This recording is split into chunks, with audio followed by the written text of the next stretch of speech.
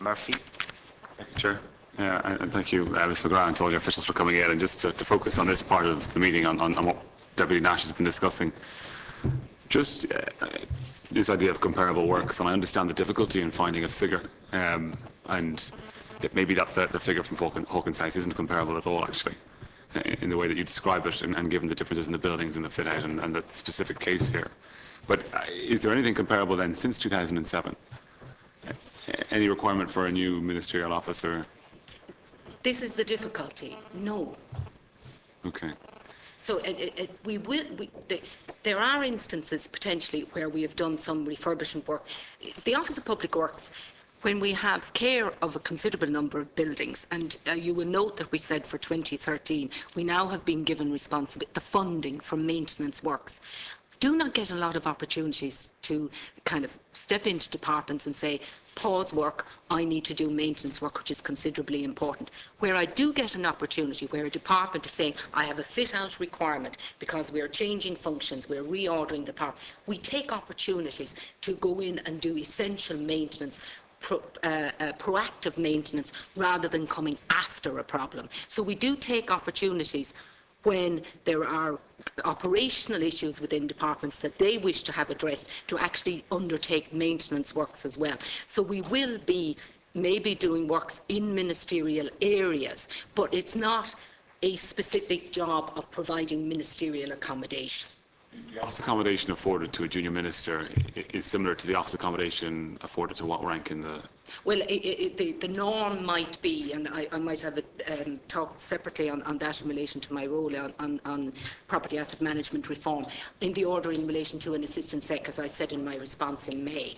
It would be in that order of accommodation. But can I say, sitting beside me are two assistant secretaries who are in open plan accommodation.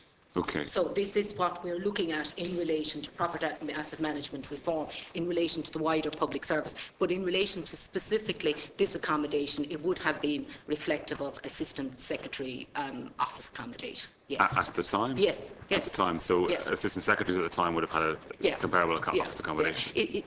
In the sense, if you were building something new, as in you would say that would be it. But if you're trying to work within existing accommodation, sometimes people will be in rooms. If we're in a Georgian building, we'll be trying not to interfere with the structure. So people will be in rooms which may be larger or may be smaller. But there was no requirement then in and around that time, in the 2 years preceding or after, for new accommodation for an assistant secretary, say, to be refurbished or developed?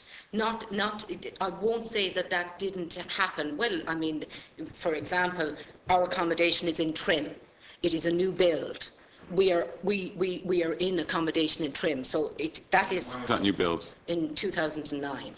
But it's a so why wasn't, new building. That's sure, but in that building, then why weren't the assistant secretaries' offices then fitted out to the spec that's meant to be the spec according to the spec? We are looking at how I have previously been at this committee saying one of the issues that we have generally in relation to being the property arm of the state is the provision of accommodation and the norms in relation to the provision of accommodation and what people get. And it has been largely linked to grade, whereas what we're looking saying for the future, we should look to provide space linked to function, and we would largely be looking to have accommodation being open plan. It's more, you can get increased densities, you can actually then, it's more flexible, and you're not then subsequently having to, if you have to do subsequent fit-out works, take down walls and whatever. Sure. So it's much more flexible. 2007, the norm is what we have established in relation to this office. So it changed between 2007 and 2009? Sorry, it hasn't changed. This is why I am the chair of a working group on property asset management reform, where we are saying for the future, and it is a group where it's representative of all public sector property holders, and we're looking and saying how can we best use the accommodation within the state, the office accommodation, because the footprint is reducing, because numbers are reducing. How can we all share? If I may, Deputy Chairman, I must correct myself. I think I might have said 88 million square metres. We released 88,000 square metres, which is 1 million square feet. That was done in part by, and all departments have been very supportive in this since 2009. departments moving up in space. We have been moving into the owned estate, and where we can, surrender leases. And what that has meant is people are now occupying less space. So what we as a public sector reform steering group are saying, what will that be for the future? How should office accommodation for the future? How should we measure this? How should we allocate space? And like the controller has said earlier in relation to savings on the procurement service, a lot of this is about gathering data, gathering information on our existing estate and saying how can we best use it. And where I would like to prioritise funding for the future is spending money on retrofitting space so that we can increase densities and surrender other space. So I hope that's kind of reflective of what we are planning. But in relation to this, it would have been what was the norms at the time. Just on what we're planning, we're going to de-link ministerial accommodation from the Assistant Secretary grade. We are going to look at, I think we're going to look at functions. You know, we're going to look at functions, but I wouldn't at all say that we are going to change on the ministerial level from the accommodation that we provide. But in respect of say the grades, the general bulk of grades, we would be looking to say how can we become more efficient in the space utilisation. Okay, so thank you. So just to come back then, it's difficult to find a comparison in relation to this particular project. I'm interested in the timeline for the project then. In 2007, we had the election in June, I think it was, and then how soon after that did we move to provide this accommodation? We were requested. This is the timelines, and there was a phone call, and then there was an email request to us on the 5th of July, and then we were doing tendering in July, towards the end of July, and we did the fit out was done during the recess. Okay. It was done during the recess. So then by October, I suppose, 2007, the office was... Which was scheduled for completion in August. The 31st of August. Okay. I'm just looking at my response of the 16th of May to you. And where would the Minister have been accommodated until that point in time? Oh, I'm not sure. I can't speak in relation to that in the department. I'm not sure. I'd have to revert on that. Well, it'd just be interesting to know, I mean, what would be considered appropriate temporary accommodation for a Minister in comparison with the that would have been, the provided. department would have been addressing that rather than, I'm not sure that we provided something. It would have been the department, all departments in a sense, the OPW might be in a sense a notional landlord in the sense they occupy the space, so how they use it then during their occupancy is a matter for them. So how they might have allocated space, I couldn't tell you. I could inquire on. But no work was done, I mean, in terms of any temporary work? No, so I can, yes, fairly. It would just be interesting to know what would be considered, appropriate temporary accommodation for a Minister while such work is being conducted. In your letter of the 16th of May 2013 to the committee, correspondence 3B.5, it says that the department, in the last paragraph, contacted the OPW requesting provision of a suite of offices for the Minister. So, at what level in the department does that take place? Is that the Secretary General contacting the OPW, or is it?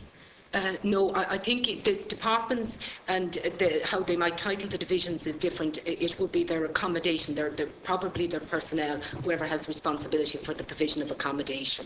And it would have been to the area of my office who has responsibility for accommodation as well. I'm not sure of the grades, but probably an assistant principal, I suspect. And will an assistant principal have the authority? I mean, what authority will an assistant principal have in this area?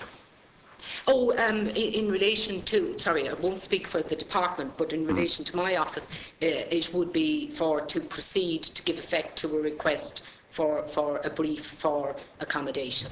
And to what extent would then approval be needed higher up the line as that person went about sorting that issue out? It depends on as it's advancing and having regard to the norms of where the accommodation and the area and the space. Assistant principals, I'd have to look. They would have a financial authority. And I think it possibly would be at that level. This could have been undertaken at a authority for that. There would have been, formal, probably between assistant principal and principal officer. Okay. Authorisation. And the department, I mean, gets the authority to seek the offices from where? From the Department of the Taoiseach? No, they would seek it from us, from the Office of Public Works. So the department would go to you looking for permission? Yes. And can you give that permission in and of yourself, or do you have to go to the Department of the Taoiseach? No, we can give it. Our role is to provide accommodation. That is our role. Okay. So yes, you have the authority to say yes. Yes. This is required and to this standard. Yes. And in the same paragraph of the letter, you talk about the OPW assigning an external project manager. Yes. Why would you get an external project manager involved? As probably the title, we commission a lot of work. Because our own resources, we prioritise where we have to have them working, and where a new request, and maybe we would then, if our own resources are not available because they're on other priority work, we would then commission. And it's not unusual on lots of work we would commission architectural and project management to externally. And how are they commissioned? Is there a list? Oh, there are framework contracts in place, okay. Yes, okay. From which we would draw down. Yes. And then that person is obliged to conduct their work or under a particular circular, I think 1/94, section 4A. Yeah. Is that circular still in place? Is that still? That circular has now been replaced with one of 13, which I mentioned earlier in my opening address, where the responsibility now for the maintenance, we would, in unusual circumstance, in that maintenance of accommodation, while undertaken by the Office of Public Works, is funded by departments. This is the maintenance, the ongoing maintenance of the space they occupy.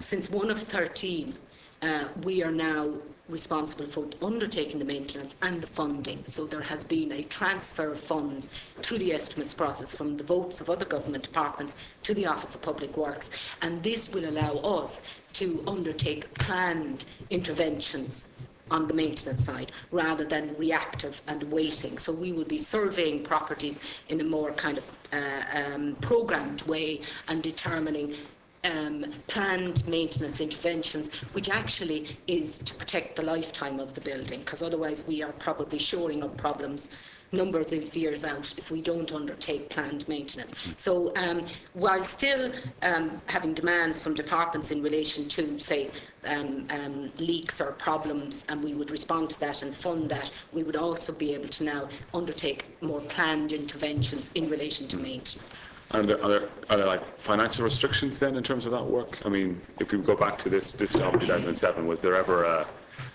a figure that you could not breach in terms of doing this kind of work? Well, the thing you would be looking at in terms of the provision of accommodation, you would say, is it going to be within the benchmark? What? Because this is a particular building, it's a particular protected structure, given the nature of the works. You are saying what will be the order of costs around this, and that will have regard to, it is 113 square metres, that is the area of it. What is the benchmark figure, and are you going to be within that? And it was. How do you decide the benchmark figure? Oh, sorry, if you take it, and I'm looking at it, there are industry norms for this. So for this type of work. And so, as I said, the Bruchon figures, and you are then working within those. Okay. And is that still then the standard of how we do it today? Oh yeah, this would be, you would have to have regard. It is unusual though, sorry, not in respect of this job, but we have lots of various different type of properties and projects. So there aren't one size fits all. And in certain respects, we do particular type of accommodation, it may come up later, where we undertake works which are unique to us. I mean, flood risk management. There isn't necessarily private sector comparators, because we probably are the main ones in relation to those. How do you develop norms for that? So we would have maybe internal norms for cells in Garda stations, that you don't get private industry standards for those. So we would say, based on maybe we do use private contractors for all of the work, so we are able to then say, and then we would keep looking at how we kind of drive more efficiencies around that. But in ordinary course, in relation to office accommodation, albeit there is no industry norm for such fit-outs in protected structures. They do talk about executive fit-outs, but not in protected structures, which is an added layer within this project that wouldn't have been necessarily the case when you take the Bouchon figures. And they now are revised again for 2013. So you always have an eye to those, albeit you always start a job with the brief. You always start from there. What has been asked? Where am I to give effect to that? And the brief comes from the departmental circular? The brief would come from the department. But we would, this is the added value. It's our knowledge of the departments, it's our knowledge of the industry, it's a knowledge of, what future plans we might have, that we are able to kind of give that more extra value to the requests from the department. But sorry, I'll just conclude now briefly, Chair. The brief coming from the department then, and I don't know if you can answer this question then, is it the accommodation officer in the department who decides that brief, or to what extent is there a discussion on the matter? Usually the accommodation officer would determine, and I don't know what the layers might be within their own, but in the instant case, if there's additional staff coming in and how that is to be arranged, and in relation to ministerial accommodation, there would be conversations within the department in relation to that. And you would have regard to equivalent ministerial accommodation within the department. So that would inform the brief that would be given to us. I suppose a new ministerial office is a special addition to a building, or it doesn't happen all the time. So I imagine an accommodation officer would probably consult with the Secretary General as to what would be appropriate. I won't. I know you can't comment on that. I don't know. But I think probably the more regard would be had to what is the equivalent accommodation at ministerial level in that department. Would be maybe. Okay. And just my final question, Chair, thank you. Since the office was completed, has the OPW had any role in that particular space? Any requirement to go back in for the works? Any? No, I don't. I correct it if revert if I have any, if that is incorrect, but no, I believe not. And has the OPW conducted work in the building itself since 2007? If anything, just maintenance, just ongoing. Maintenance, but no any type of work that might have to take into account structural considerations? No capital works. No capital works. No capital works. Thank you, Chair. Thank you.